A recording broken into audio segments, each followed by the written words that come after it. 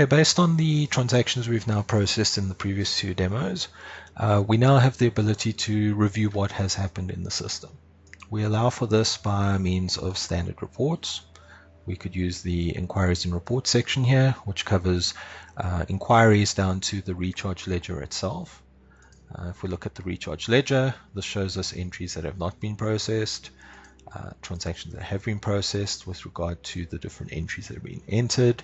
And in this example, we didn't have any markups, but if we scroll further down, we can see there were markups applicable to certain of the recharge transactions.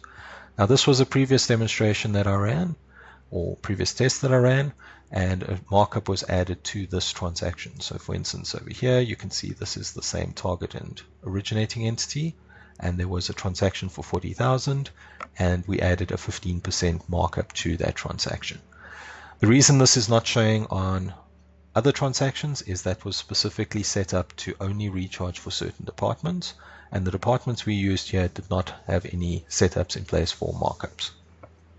The ability does apply, though, that you do have this option available to you. The transactions themselves, you can jump through to the originating transaction. That shows you the original document. You can see the standard functionality available to the original document features over there. Global Recharge Ledger just spans across multiple companies, and you have the ability to review over multiple entities. We have a Corporate Recharge Detail Report, which in effect takes all the information in the recharge ledger and puts it into a report format for easier exporting of the data and further analysis, for instance, in Excel. It's a very busy report. It is not intended as a paper report. It is intended as an Excel dump so that you can review data. In addition, we've got these two audit reports. What the audit report does is it gives us the ability to firstly determine if all the recharges have been processed, or if there are any differences remaining in the expense accounts that you would expect to recharge. We're looking at all the accounts at this point, but the filter on this report can be set so that you exclude your balance sheet accounts. As you can see, no recharge transactions occur on the balance sheet. All of our recharge transactions typically run in your P&L section of your trial balance. If we look at the account that we demonstrated on, that would be this 653001. The expenses inwards, or the originating expenses of the source transactions, are recorded on the report, along with any recharge transactions, whether it be incoming or outgoing recharges. So this is where some other company has recharged an expense to my company, and this column shows us all the expenses that I have recharged out to other companies. We also record the own expenses, and then further down we then mark a difference which is attributable to your markups at this point. The markups show that we have over recovered $146,000 in this case, and that is what you would need to validate if you are happy with the differences that have been applied. The detail report just goes into further detail, and you run the report on a ledger by ledger basis, and it gives you all the transactions applicable to the summary report. Further to this, we can go to the trial balance. We can actually do an online inquiry by using the standard trial balance form. We pick the account that the original transactions went into, and we would maybe need to analyze the transactions that are applicable. Number one, we can exclude all the recharge applicable transactions and only look at originating entries, which shows us the source transactions for any recharge. We can go to the inquiry. We can see what has happened on that recharge, and in this case we can see there were 4 allocations applicable to or 4 target companies applicable to this transaction. The first one is my own legal entity, which is reflected as an own expense. There is no financial posting that occurs on these transactions, and the further 3 go to different ledger or different target companies, and these are charged down to a project in company 461 and down to ledger accounts in companies 529 and 503. You'll also notice that the charges applicable to the companies run through different currencies.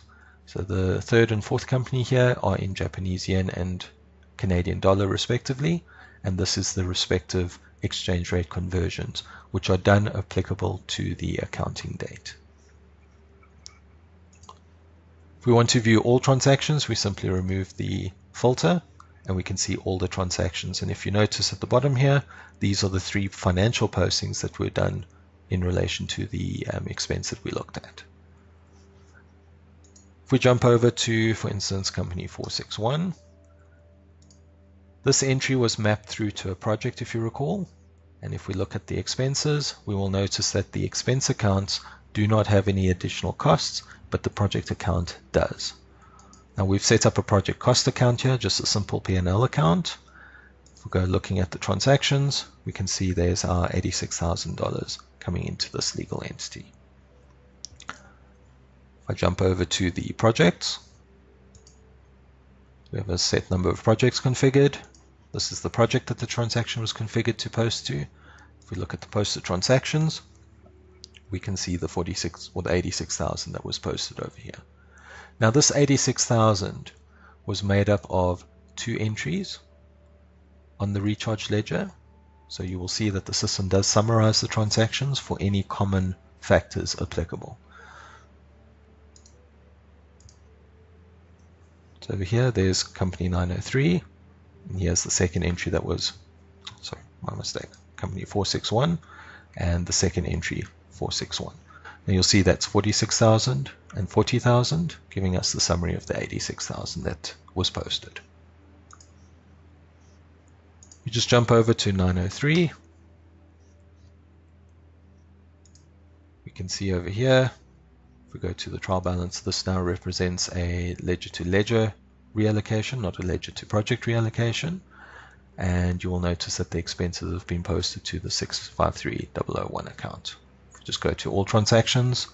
There's our 86,000 applicable to the transaction in US dollar, and there's the equivalent converted amount of 103,200. The posting profiles have driven which accounts the transactions go to, and in this case the posting profiles recover out of the same revenue account or the same expense account for the revenue purposes on the source company, and it posts to the same target account in the target entity for the expense side of the recharge. This can be handled in a different manner. In other words, on the recharge posting profile, we have the ability to drive the postings from a revenue and from a cost perspective. And from a revenue perspective, we could map it from the source entry, and we could map it through to a different target account. The same applies to the target cost side and the recharge cost, which is the intermediary. If you have multiple hops, we can drive what the accounts are posting to in that regard as well.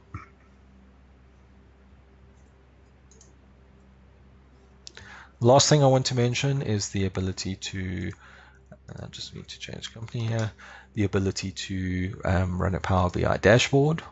We have recently provided the ability to export information through Power BI, and these Power BI dashboards are available for the users out of the box.